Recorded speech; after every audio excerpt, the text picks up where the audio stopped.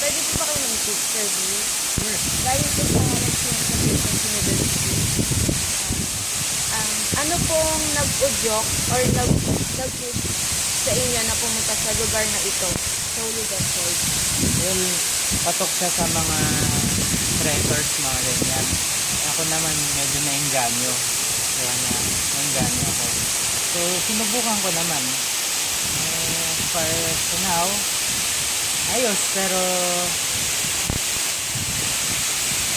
nakakapagod. Kasi medyo almost isang oras, 2 oras ata yung kakailangan para maabot ko. Bakit po sa lahat ng attraction dito sa Laguna ay ang Ulugan Falls ang napili mong puntahan? Well,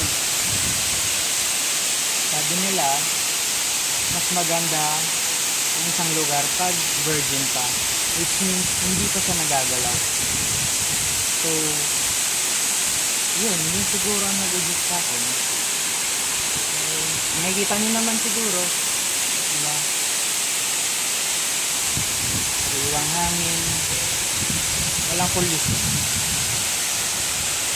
Ano po ang mga basic amenities o pangangailangan ang hinahanap mo sa isang lugar? Kaya mas well sinabi ko na virgin siya. Kasi ma-appreciate mo talaga ang nature pag ganun. Yun lang.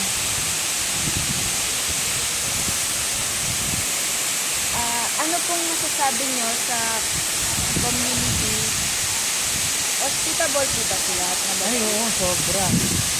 Kung marami kayong grupo, marami rin silang tutulong sa'yo. Kung mag-isa ka, bali 3 siguro yung tutulong sa'yo kasi talagang proud sila eh. Yun yung masasabi ko, proud sila sa lugar nila. Ayun. Naka-encounter po ba kayo ng mga problema with the community people? Wala. Kasi warm yung welcome nila sa akin eh. Iba-ibang klase. Kasi talagang sinamaan ako hanggang dito eh. Dito sa falls na eh. O ba naman, ang haba-haba ng ano. Diba? Overwhelmed ako kasi ibang klase. Ang layo na linakad namin. Inakyat. Grabe. Talagang saludo ko sa kanila. Kung ako man titira dito, magiging proud din ako eh. Ihatid ko din yung mga pupunta dito. At sa tingin nyo po ba may malaki bang potensyal ang Ulugan Falls na maging ecotourism destination? Oo naman. Tignan yung paligid. Diba? Ang tahimik. Sobra. May problema ka. Ako, parang makakalimutan mo dito. Tignan mo lang kung maayos na tubig. Itong falls. Yan. Dapat nga, hindi nga yun yung pangalan eh. Dapat palitan mo lang.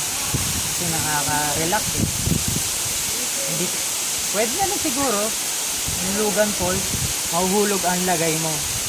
Mahuhulog ang pakiramdam mo dito. Mahuhulog lahat ng problema mo. Yan man sabi ko, baka yun siguro yung dahilan kaya yun yung pangalan. Sa tingin nyo, kung 5 to 10 years from now, anong makikita nyo sa mangyari dito sa destination na ito? Sabi ko, kasi at the first place, siyempre, kung dayo ako, diba? Trekker ako. Kailangan mo munang advice ng mga kapitan. Nakausap ko yung kapitan kanina. Nagkwento about this area. Sabi, after 1 year or half a year, yung daan magiging maayos na. So I can say, mas maraming pupunta dito. Accessible naman sa mga trekker at mga mountaineers. Malaki ang potential nito. Sobrang ganda eh. Maganda talaga. Panghuling katanungan na po, ano pong mapapayo nyo sa gobyerno, komunidad at turismo sa patungkol sa Ulugan Falls? Iligan Falls. Dapat ma-discover ito. Kasi isa sa mga tourist attraction to, masasabi ko eh. Talagang you can say ganda eh. Dapat pagtuunan nila ng pansin to eh. Hindi yung puro korap. Dapat yung kinukorap nila na mapupunta dito eh. Kasi tayo rin makikinabang eh. Turismo to eh. Makikilala ang Pilipinas dahil dito. Maraming salamat po.